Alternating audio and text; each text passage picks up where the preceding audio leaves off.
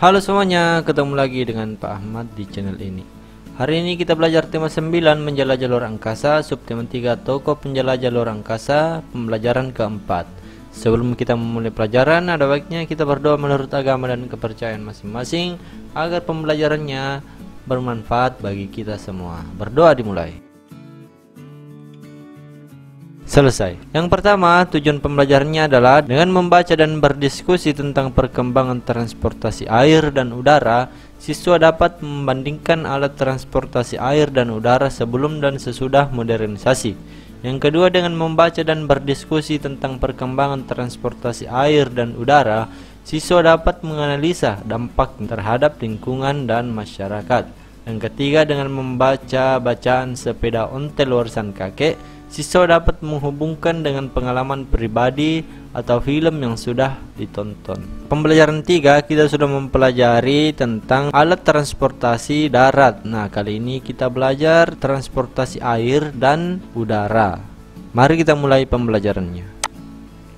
Nah, kalian pasti telah menemukan dampak negatif dari transportasi. Salah satunya yaitu boros energi. Nah, akhirnya diciptakan pesawat ini, yaitu pesawat yang dikembangkan dengan menggunakan energi alternatif untuk mengurangi pemakaian bahan bakar fosil yang mencemari lingkungan. Seorang penemu balon berkebangsaan Swiss, Bertrand Piccard, yang bekerja sama dengan sebuah perusahaan dari Swiss melakukan uji coba dalam pembuatan pesawat berbahan bakar energi matahari. Rentang pesawat ini dibuat lebar, sekitar 72 meter. Hal ini dilakukan agar panel surya di atasnya dapat mengumpulkan energi matahari. Pesawat ini digunakan untuk melakukan misi keliling dunianya secara bertahap. Pada bulan April 2016, pesawat ini tiba di California, Amerika Serikat. Pada tahap ke-9 dari seluruh perjalanan yang dirancangnya mulai bulan Maret 2015. Sungguh menarik. Ternyata pesawat ini adalah pesawat yang memiliki energi alternatif, yaitu pesawat yang memanfaatkan energi matahari sebagai bahan bakarnya. Jadi dia tidak menggunakan minyak lagi, tetapi dia menggunakan energi matahari. Kita bisa lihat sayapnya sangat lebar dikarenakan itu adalah panel surya yang gunanya untuk menyerap energi matahari untuk dijadikan sebagai bahan bakarnya. Kita lanjut ke halaman selanjutnya. Nah, berbicara tentang transportasi darat dan laut, di sini saya sudah punya beberapa gambar tentang transportasi laut. Yang sebelah kiri ini atau kotaknya yang berwarna biru merupakan transportasi laut yang tergolong tradisional. Sedangkan yang sebelah kanan ini termasuk golongan transportasi yang sudah modern. Jadi tentunya perubahan ini terjadi karena adanya modernisasi. Nah, kita bisa lihat transportasi yang tradisional ini menggunakan tenaga manusia dan tenaga yang berasal dari alam. Contohnya yang di atas ini menggunakan udara atau angin untuk menggerakkan perahunya. Begitu pula yang seperti ini ya. Nah, yang di bawah ini menggunakan tenaga manusia. Nah, itulah ciri-ciri dari transportasi laut yang masih tradisional ya, masih menggunakan tenaga manusia dan tenaga yang berasal dari alam. Sedangkan yang sebelah sini tentunya sudah modern. Kapal yang ini digunakan untuk mengangkut barang. Ini merupakan kapal induk ya, bahkan pesawat pun bisa mendarat di atasnya. Yang ini adalah kapal pesiar yang mampu mengangkut ratusan penumpang. Bila dilihat, semua benda yang ada di sebelah kanan ini merupakan perkembangan dari benda yang ada di sini atau kemajuan dari benda yang ada di sebelah kiri ini. Sekarang kita ke halaman selanjutnya. Nah, kalau yang itu tadi adalah transportasi laut, nah ini adalah transportasi udara. Transportasi udara zaman dulu hampir tidak ada. Yang ada hanya satu, yaitu balon udara. Itu pun tidak untuk transportasi umum. Saya beri tanda ini tadi adalah benda transportasi udara zaman dulu atau masih tradisional. Nah, yang sebelah kanan ini adalah transportasi udara yang sudah modern atau sudah canggih. Gambar pertama ini merupakan jet tempur yang dipakai oleh militer, sedangkan yang di bawah ini dipakai oleh warga sipil untuk menuju ke daerah-daerah yang jauh tentunya. Akan tetapi kedua benda ini sebenarnya awal mulanya berasal dari benda yang sebelah kanan ini. Awal mulanya ada yang menciptakan transportasi udara, kemudian selanjutnya dari zaman ke zaman terus dikembangkan sehingga seperti sekarang ini. Oke, kita lanjut ke halaman selanjutnya. Bicara tentang transportasi tradisional, sekarang ini masih terdapat transportasi tradisional yang masih tren sampai sekarang, bahkan dicari orang dikarenakan sudah menjadi barang antik atau unik. Nah, salah satunya adalah sepeda ontel. Mari kita baca cerita tentang sepeda ontel warisan kakek bersama-sama. Kring kring kring, bunyi bel sepeda milik ayah.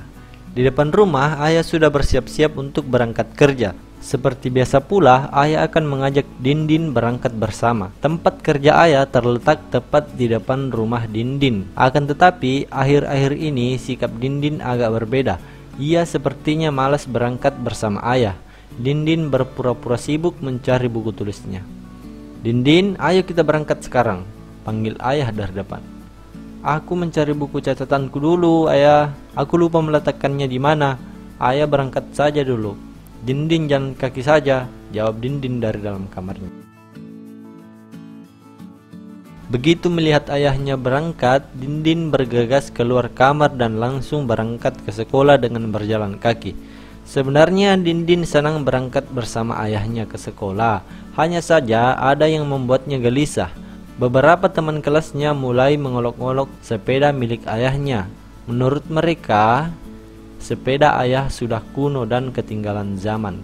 Ayah memang pernah bercerita bahwa sepeda ayah memang sepeda yang dibuat pada zaman Belanda dulu. Sudah sangat tua. Orang-orang menyebutnya sepeda ontel. Sepeda ini terbuat dari rangka besi yang kuat dan tinggi. Ayah sangat sayang dengan sepeda itu, bahkan sangat bangga. Setiap hari sepeda itu dirawat dan diperiksa dengan teliti. Ayah bahkan memberinya nama sendiri, Sri Kandi. Siang itu Dindin pulang sekolah dengan berjalan kaki menyusuri jalan yang sepi. Panasnya matahari membuat Dindin merasa kelelahan. Ia lupa membawa botol air minumnya.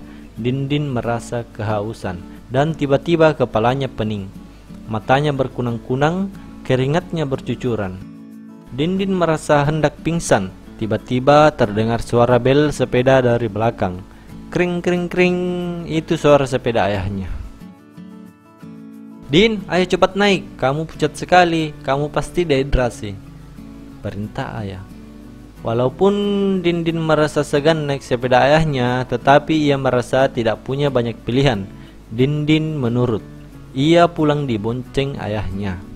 "Ini sepeda peninggalan kakekmu, Din," kata ayah ketika Dindin meminta penjelasan mengapa ayahnya sayang sekali dengan sepeda ontel tua itu.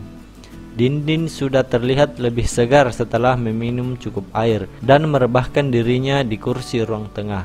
Dindin memang tak sabar ingin bertanya soal itu.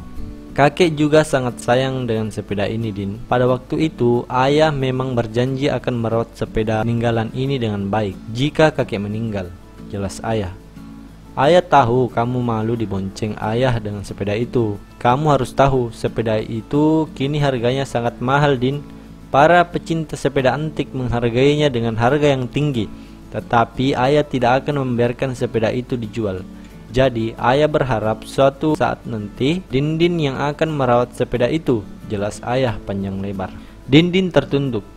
Sepeda itu ternyata sangat berharga bagi ayahnya, dan hari ini sepeda itu menolong Dindin segera mendapatkan pertolongan. Aku harus minta maaf kepada ayah. Maafkan Dindin ya." Dindin berjanji akan belajar merawat sepeda ayah baik-baik sebagai ucapan terima kasih Dindin karena sepeda ini telah menolong Dindin hari ini, kata Dindin kepada ayahnya. Nah, itulah dia tadi cerita tentang Dindin. Apakah kalian pernah mengalami kejadian seperti itu? Ataukah kalian pernah melihat kejadian seperti itu? di lingkungan kalian ataupun di televisi atau di buku bacaan lain. Coba kamu ingat kembali.